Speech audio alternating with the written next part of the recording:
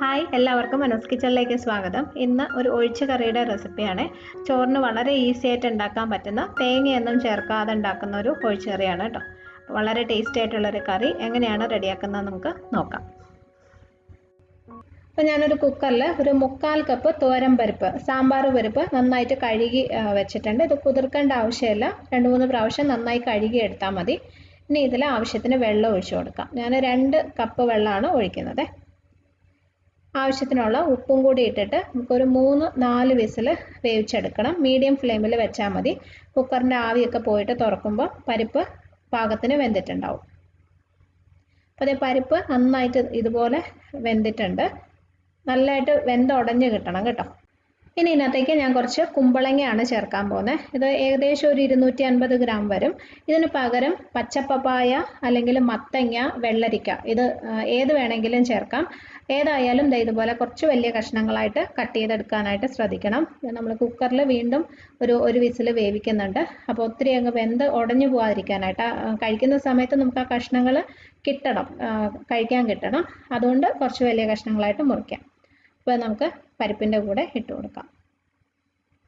ഇതിനകത്തേക്കൊരു ചെറിയ തക്കാളി അരിഞ്ഞത്, ഒരു 1/2 ടീസ്പൂൺ മഞ്ഞൾപ്പൊടി, 1/2 ടീസ്പൂൺ തന്നെ മുളക് പൊടി, പൊടികളൊക്കെ വളരെ കുറച്ച് മതി, 1-2 പച്ചമുളക് എല്ലാം ഇട്ടിട്ട് ഒന്ന് നന്നായിട്ട് മിക്സ് ചെയ്യാം.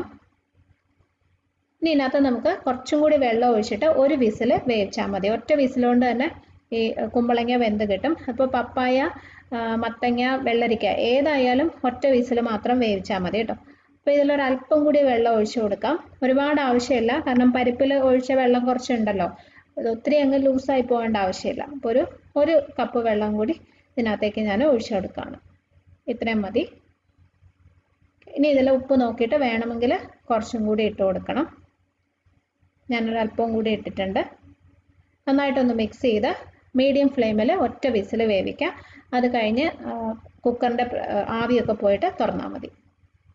അപ്പം നമ്മുടെ പരിപ്പ് കറി ഇവിടെ റെഡി ആയിട്ടുണ്ട്. കുമ്പളങ്ങയുടെ കഷ്ണങ്ങൾ കണ്ടോ, പാകത്തിന് വെന്തിട്ടുണ്ട്, പക്ഷേ ഒത്തിരി അങ്ങ് ഉടഞ്ഞു പോയിട്ടില്ല. ഇതുപോലെ കിട്ടണം. ഇനി ഇതിനകത്ത് നമുക്ക് ഒന്ന് താളിച്ചും കൂടി ചേർക്കാനുണ്ട്. പിന്നെ ഇത് കുറച്ചും കൂടി കുറുകിയിട്ട് വേണമെന്നുണ്ടെങ്കിൽ ചേർക്കുന്ന വെള്ളത്തിൻ്റെ അളവ് കുറച്ചാൽ മതി കേട്ടോ. പരിപ്പായതുകൊണ്ട് ഇരിക്കുമ്പോൾ കുറച്ചും കൂടി ഒന്ന് കുറുകി കിട്ടും. അപ്പോൾ അത് കണക്കാക്കി ചേർക്കാം. ഇപ്പോൾ ഒരു പാനിൽ ഒരല്പം എണ്ണ ഒഴിച്ച് കടുകിട്ടു.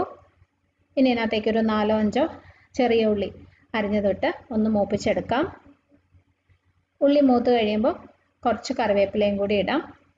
വറ്റൽമുളകും കൂടി വേണമെങ്കിലും ചേർക്കാവേ. ഇത് നമുക്ക് റെഡിയാക്കി വെച്ചിരിക്കുന്ന കറിയിലോട്ട് ഒഴിച്ചു കൊടുക്കാം.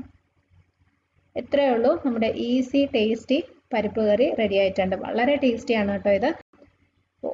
വേറൊരു കറി ഇല്ലെങ്കിലും ഇതും കുറച്ച് അച്ചാറും മാത്രം ഉണ്ടെങ്കിലും നമുക്ക് ചോറ് കഴിക്കാം. അത്രയും ടേസ്റ്റിയാണ്. നിങ്ങൾ ട്രൈ ചെയ്തിട്ട് ഫീഡ്ബാക്ക് അറിയിക്കണം. വീഡിയോ നിങ്ങൾക്ക് ഇഷ്ടമായെങ്കിൽ ലൈക്ക് ചെയ്യാനും ഷെയർ ചെയ്യാനും കമൻറ്റ് ചെയ്യാനും മറക്കരുത്. സബ്സ്ക്രൈബ് ചെയ്തിട്ടില്ലാത്തവരുണ്ടെങ്കിൽ ഒന്ന് ചെയ്ത് സപ്പോർട്ട് ചെയ്യണേ. അപ്പോൾ അടുത്തൊരു നല്ല റെസിപ്പി ആയിട്ട് നമുക്ക് വീണ്ടും കാണാം. Bye friends, thank you for watching.